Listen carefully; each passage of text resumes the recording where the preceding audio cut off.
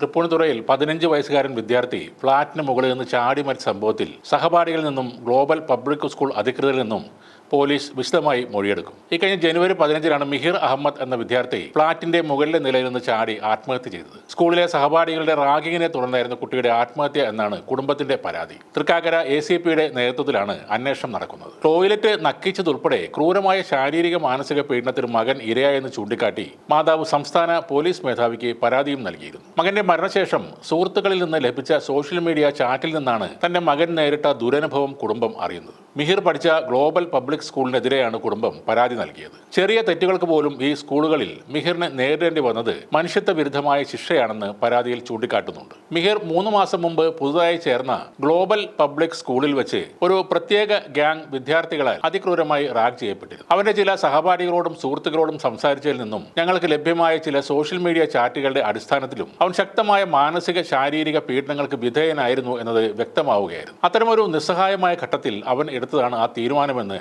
ഞങ്ങൾക്ക് ബോധ്യപ്പെടാൻ തക്ക തെളിവുകളും ഞങ്ങൾക്ക് ലഭ്യമാവുകയുണ്ടായി. സ്കൂളിൽ വെച്ചും സ്കൂൾ ബസ്സിൽ വെച്ചും ഞങ്ങളുടെ മകൻ അതിക്രൂരമായി പീഡിപ്പിക്കപ്പെട്ടിരുന്നു. അവന് ശാരീരിക ഉപദ്രവം ഏൽക്കുകയും നിറത്തിന്റെ പേരിലും മറ്റുമുള്ള പരിഹാസവും കുത്തുവാക്കുകളും സഹിക്കേണ്ടി വരികയും ചെയ്തിട്ടുണ്ട്. വാഷ്റൂമിൽ കൊണ്ടുപോയി അവനെ അതികഠിനമായി ഉപദ്രവിക്കുകയും ക്ലോസറ്റിൽ ബലാത്കാരമായി മുഖം പൂഴ്ത്തിവെച്ച് ഫ്ലഷ് ചെയ്യുകയും ടോയ്ലറ്റിൽ നക്കിക്കുകയും ചെയ്തിട്ടുണ്ട്. ഇതെല്ലാം വ്യക്തമായ തെളിവുകളുടെ അടിസ്ഥാനത്തിൽ ഞങ്ങൾക്ക് ബോധ്യമായ കാര്യങ്ങളാണ്. ഇതാണ് മാതാവ് പരാതിയിൽ പറയുന്ന ഒരു കാര്യം. ഒരു സഹപാഠി മരിച്ചപ്പോൾ ചിലർ ആ മരണവും ആഘോഷിക്കുകയായിരുന്നു എന്നാണ് ആ ചാറ്റുകളിൽ നിന്നും മനസ്സിലാകുന്നത്. റാഗിംഗ് ചെയ്ത് ഒരു കുട്ടിയെ മരണത്തിലേക്ക് തള്ളിവിട്ട ശേഷം ആ മരണവാർത്ത പോലും പരിഹാസമാക്കുകയാണ് പുതിയ തലമുറ. അപ്പോഴും ആ കുട്ടി ക്രിമിനലുകൾ മിഹിർ അഹമ്മദിനെ വിളിക്കുന്നത് നിഗ്ഗ, അതായത് നീഗ്രോ എന്നാണ്. ന്യൂജൻ പിള്ളേർ തമ്മിൽ ചിലപ്പോഴൊക്കെ നിഗ്ഗ എന്ന് വിളിക്കാറുണ്ട്. പക്ഷേ ഇതല്ല സംഭവം. അവൻ്റെ കറുത്ത നിറത്തെ തന്നെയാണ് അവരുടെ പരിഹസിക്കുന്നത്. ഞാൻ വിളിച്ചു, ഫോൺ എടുക്കുന്നില്ല, റെസ്പോൺസ് ഇല്ല, നീഗ്രോ മരിച്ചെന്ന് തോന്നുന്നു. ഇത് പറയുന്ന ഒരു സ്കൂൾ വിദ്യാർത്ഥിയുടെ മാനസിക നില എന്തായിരിക്കും? ക്രൂരമായ മെസ്സേജുകളിലൂടെ മരണം വരെ തിമിർത്ത് ആഘോഷിച്ച ആ ക്രിമിനലുകളുടെ മെസ്സേജുകളിൽ നിന്ന് മനസ്സിലാക്കാം അവർ ആ കുട്ടിയെ